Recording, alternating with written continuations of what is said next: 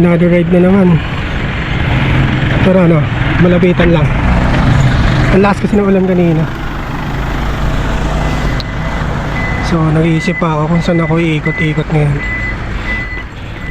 Hindi pwedeng di makapag-bike kasi may long ride tayo bukas. Kailangan ng ensayo. Ilang araw akong di nakapag-bike.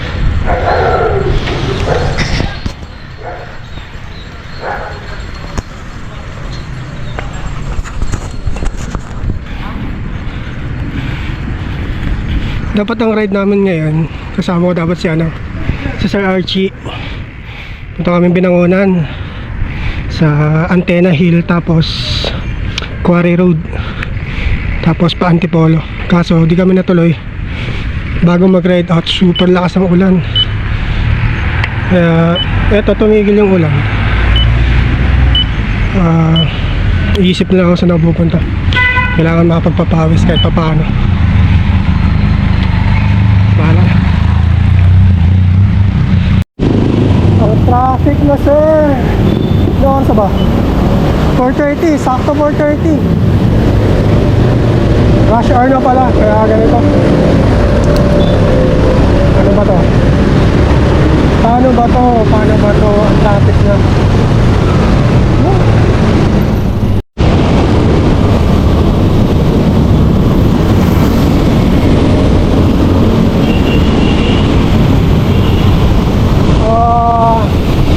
Decide ka na. Sa kanan ba o hindi? So, nagsigalag sila. Sa kanan ba o hindi? Traffic kasi. Traffic na kasi, sir. Diretso na ako.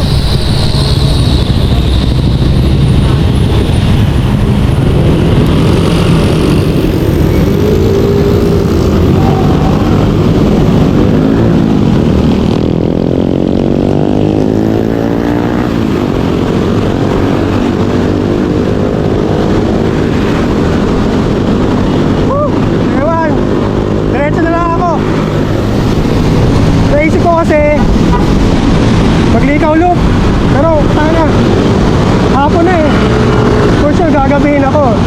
Lalo na ngayon rush hour. Naisip ko yung San Jose del Monte, Bulacan, masyadong matraffic na, lalo pag rush hour. Tapos pag naglikaw loop ako, lalabas ako papuntang Litex. So mas malala. Bukod sa rush hour, puro bus tsaka truck yung kasabay doon. Tapos gabi na. So bahala na to. Baka Commonwealth Loop na lang. Commonwealth Loop. Pag nabitin, ewan. Baka Commonwealth Loop.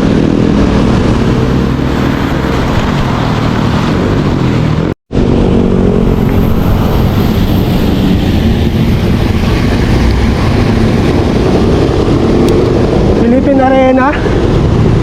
Parang napapaisip ako Philippine Arena, Asia Arena. Hindi, abutin talaga ng ano.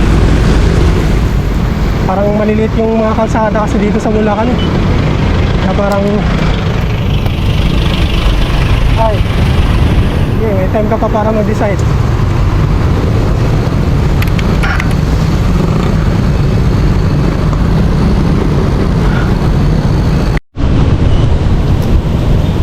Wala, ano na talaga, Commonwealth Loop na. Final na talaga, Commonwealth Loop.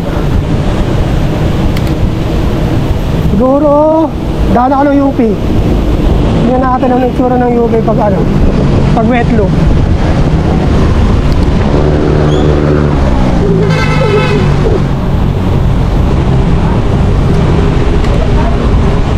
Hindi sana matraffic. Rush hour tas ulan. Super traffic yan. Lalo pag payday. Anong petsa ba ngayon? 21.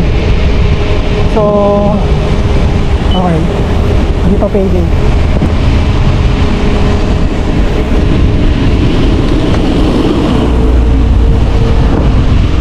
Bagal mo, sir. Madaan ako, sir. Thank you.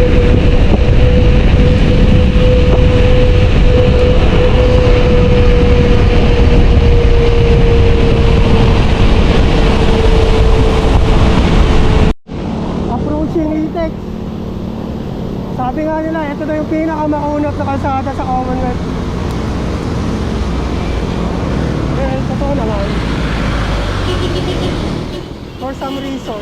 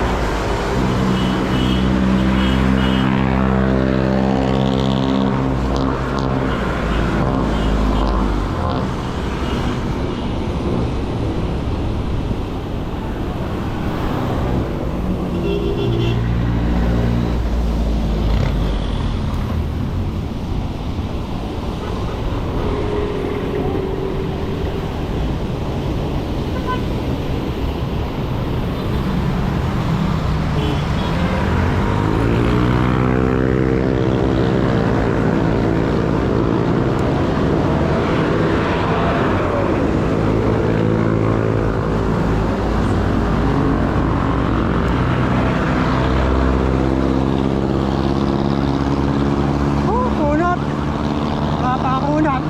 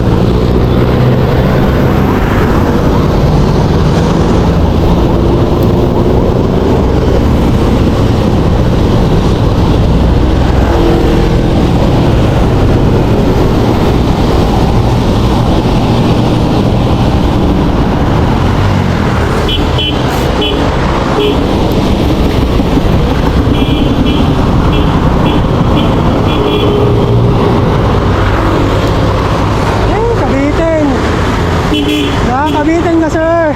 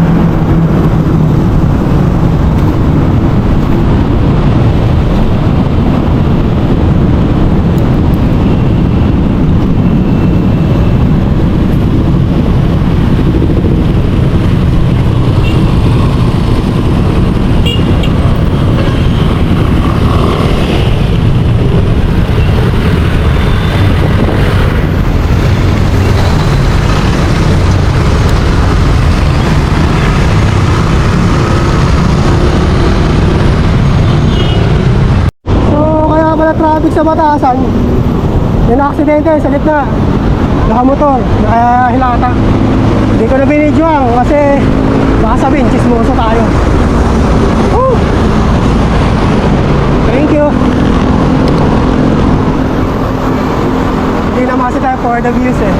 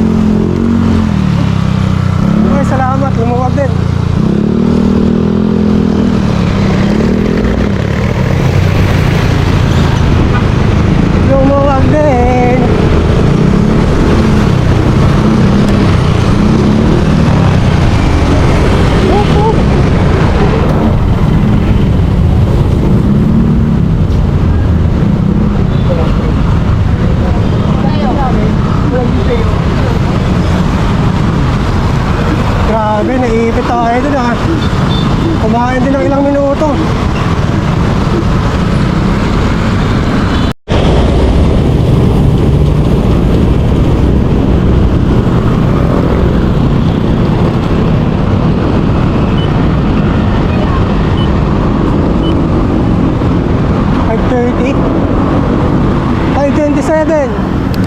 Grabe, nasa isang oras din yung biyahe natin simula kanina.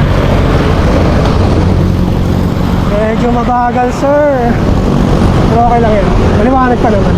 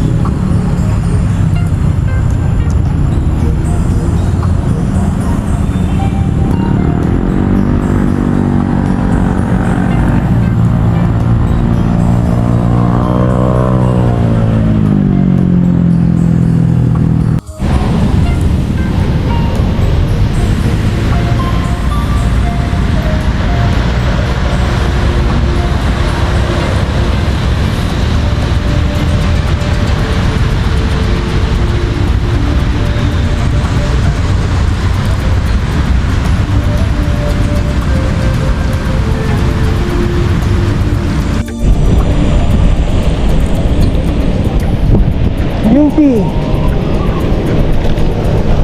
Kailan ba last punta ko dito? Hindi ko na maalala.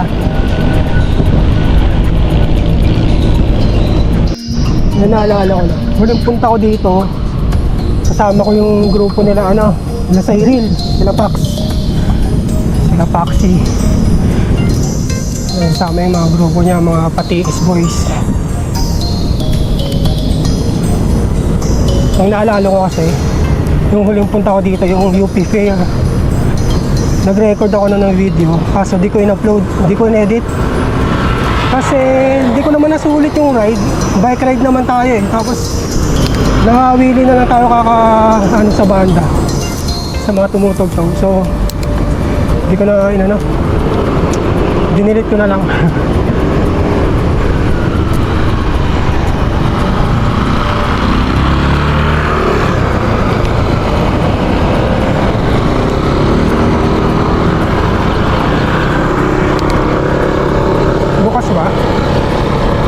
Every time na pupunta ako dito, laging sarado to. Kaya ibang ikot yung ginagawa namin dito. Hindi mismo dito sa kinakain ko. Sana ko yan bukas. Baka naman bukas, may iba naman nagbabike.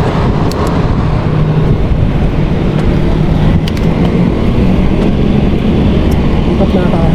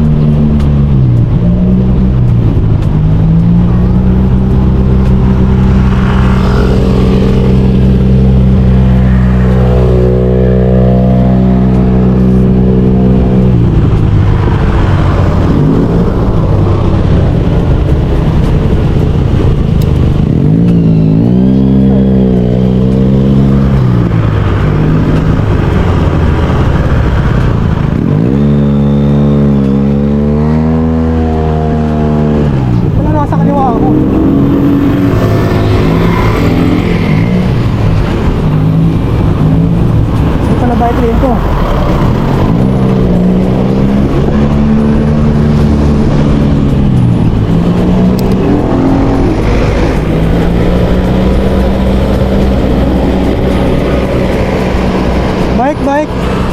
Thank you.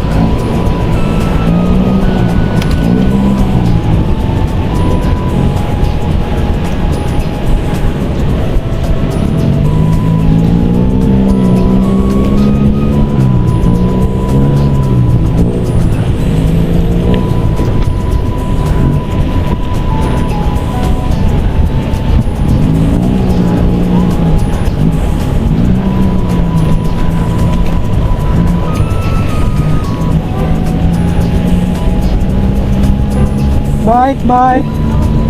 Thank you.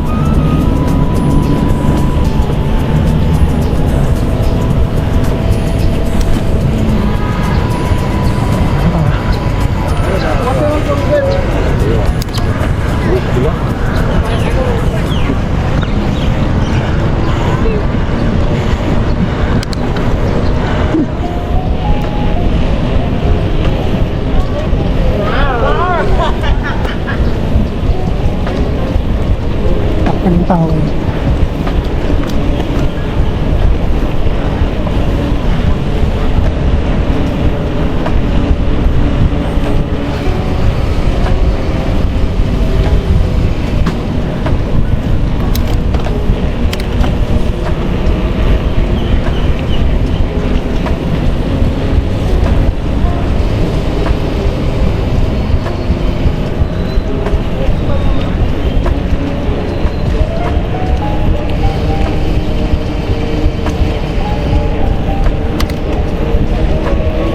Tayo, lang tumatakbo.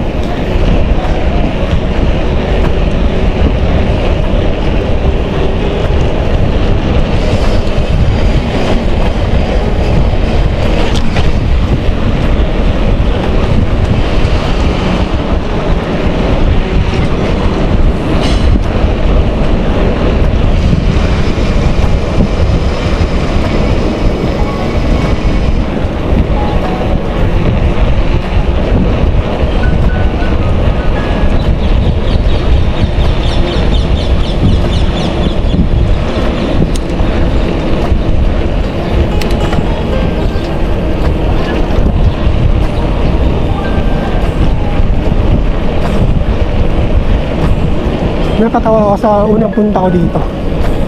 Yung nadaanan natin crossing, may stoplight. Tapos, huminto ako kasi naka-red light. Tapos ilang minuto na, naka-red pa rin. May mga gwardiya doon. Hindi pa rin ako tumawid. Pinagtitinginan na ako ng mga gwardiya. Itong mga gwardiya, di man lang ako sinabihan at pwede na tumawid. Ayun pala yung stoplight. Naka-red lang talaga siya. Ewan. Tatawa ako pag naalala ko. Nakakahiya na ano. Hirap talaga pag taga-bundok eh. Taga-bukid yarn.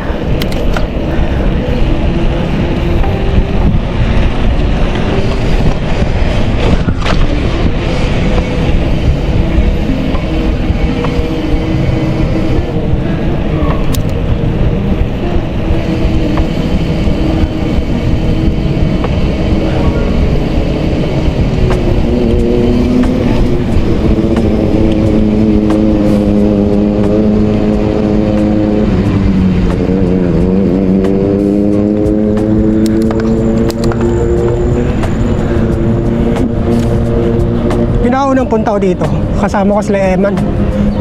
Yung mga unang kagrupo talaga since nagbike ako. Eman, Gion, Benjamin, si ano, sino pa isa? Kalimutan ko sino isa. Napunta ko pa kaso, papatulang ko sa ano. Si ano, basta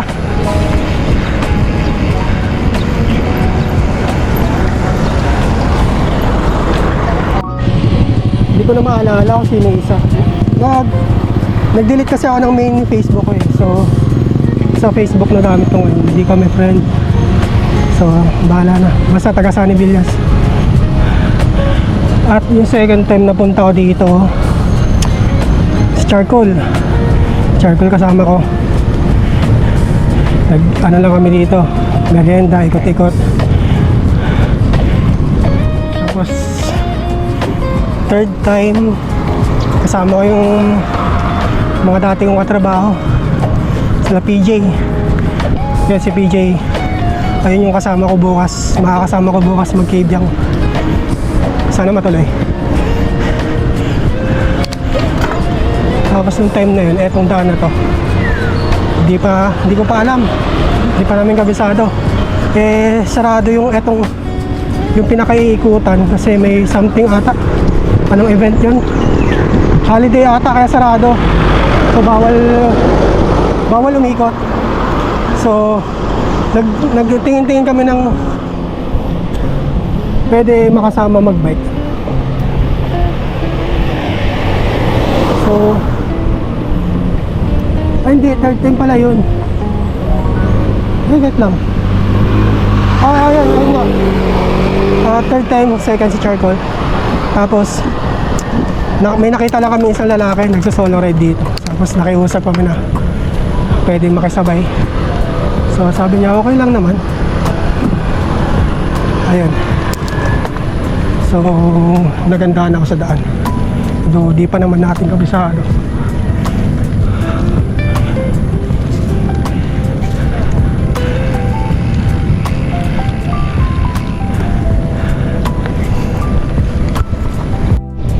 Tapos yung sumunod, solo ride ako dito. Parang ano yan, gabi. Parang trip ko lang mag-ikot-ikot. Tapos ayun, sarado na naman yung sa gitna. Bawal naman papasukan. Sinita pa ako na mabantay doon nung pumasok ako. Tapos may nakita akong dalawang bikers. Ano, nagbabike sila. Tapos parang mabagal lang yung pacing nila. Nag-heart to heart sila. Tapos nakisabay ako sa kanila. Sabi nila, pwede naman daw sumabay. Tapos ano daw, sabi nila, mabagal lang daw pacing nila kasi nga may pinag-uusapan sila, personal life, problema. Tapos doon ko na sila nakilala. Naging tropa na natin. Si ano yun, si Cyril tsaka si Pax. Tapos since then, every time na may ride dito sa UP, inaaya nila ako or pag bakante dito, parang eto na yung pinaka namin dito nga ako dadan, pinaka route namin. Siyempre ko pa nakasama sa ibang ride yan, dito lang. Pero yung mga batang yan, actually di na sila bata eh. Kasi 20 plus na ata yun, magka-30. Grabe yung skill ng mga yun. Sa dinami-dami ng nakilala kong bikers. So may kakilala naman ako sa Montalban. Ano yung Team Suwail yun. Mga malupit din talaga sa trail yun. Mga downhill trail. Mga pangpatiis din. Etong nabanggit kong dalawang nakilala ko dito. Yung grupo nila Cyril, nila Pax. Ano talaga? Sinilip ko yung Strava nila. Talagang river crossing. Talagang ang route nila dati patiis, downhill, yung mga ano talaga. Tapos pag nandito sila, grabe yung mga skill. Yung hindi lang basta simpleng talon na bike, bunny hop talaga. Tapos nag-wheelie, etc. Kahit matataas, kaya nila. Yung mga cornering nila,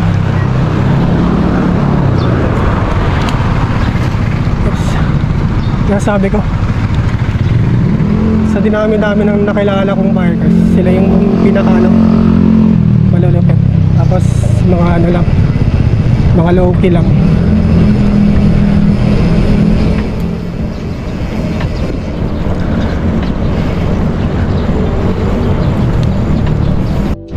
Before kasi, yung bike ko, binili ko lang yun for pang bike to work purposes. Okay, mga errands na kaya naman e-bike. Ayun yung purpose ng bike. Pero syempre habang tumatagal, napapasarap tayo sa pag-ride. Syempre, mga kaibigan din natin, mga taga Montalban, Rodriguez Rizal, mga ano din. Tipong pang bardagulan yung ride. Pang budulan talaga or pang rough road downhill. So parang naisip ko din na syempre mag-upgrade. Noong una full sus eh.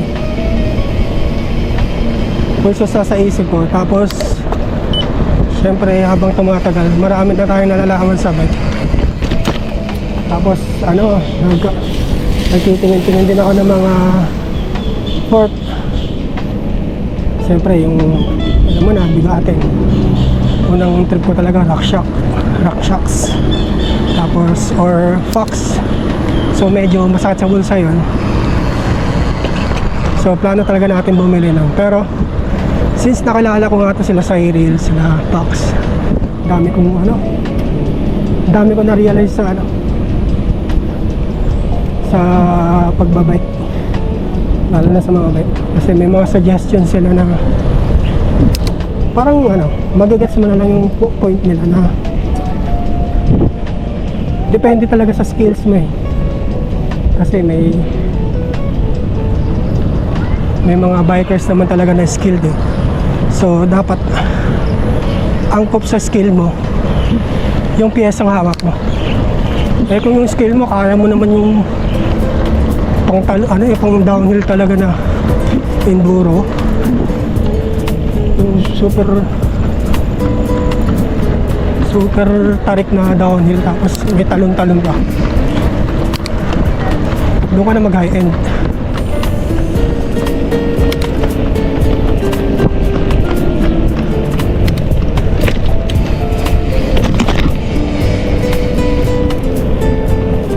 Tayo parang hanggang lang tayo, 120 FM travel lang tayo, XC cross country.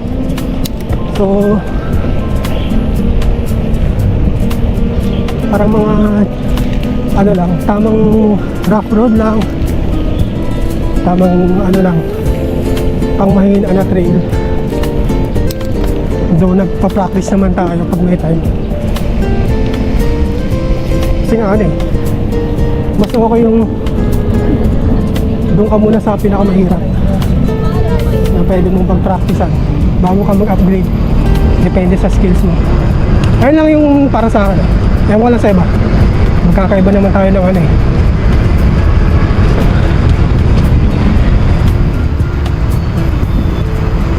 magkakaiba naman na tayo ng perspective or pananaw sa mga lalo sa matatagal na mga OG na talaga ng bikers.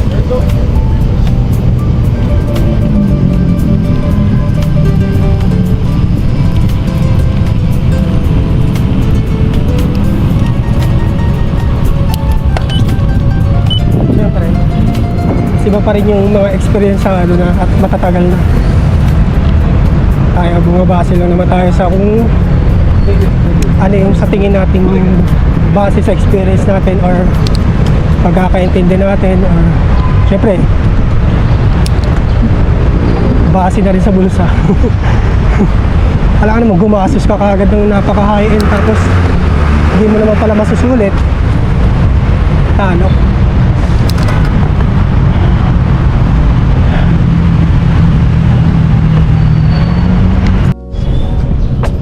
Tsaka gusto ko yung pulsos na pang talaga, pang bardagulan. Kaso hanggang tumatagal parang mas nare-realize natin na yung laro natin is for cross country talaga, XC. Tapos pinakagusto ko pa sa ride yung may ahon. Parang ang hirap naman i-ahon ng pulsos. Yung iba nga papahatap kasi syempre mabigat talaga, tsaka yung gulong na kailangan mas malapad.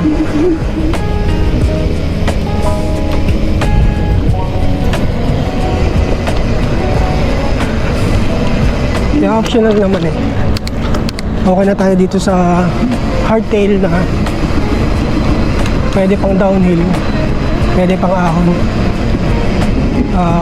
Optional lang na pwede ka magpalit ng chainring, pwede mo palitan yung gulong kung gusto mo makunat yung padjak mo. So ayun, mas mabuting matuto tayong makontento sa kung anong meron. Kasi sabi nga ng girlfriend ko palagi, maging grateful ka kasi kung anong meron ka, napangarap ko ng ibang tao.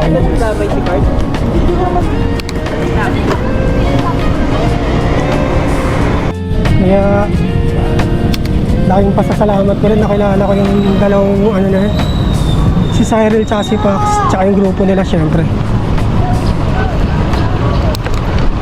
alam mo yung pag nanood ka ng reels about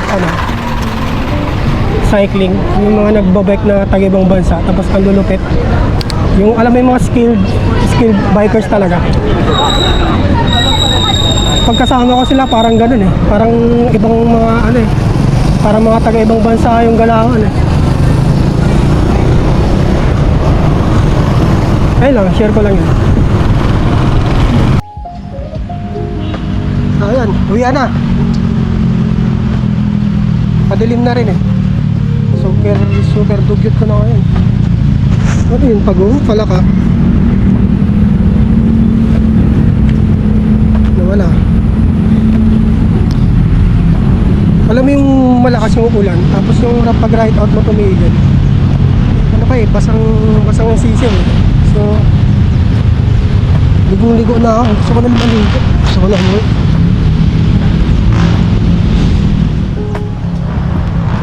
Good luck bukas.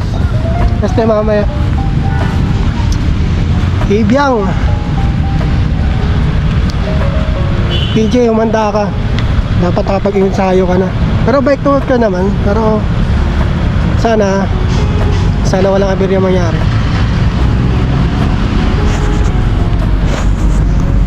Napagpalit na pala ako ng chainring. Binalik yung 40T. Grabe. Alam yung pang-isayo ko kasi yung 30-40. So nung binalik yung 40T, grabe, ginhawa.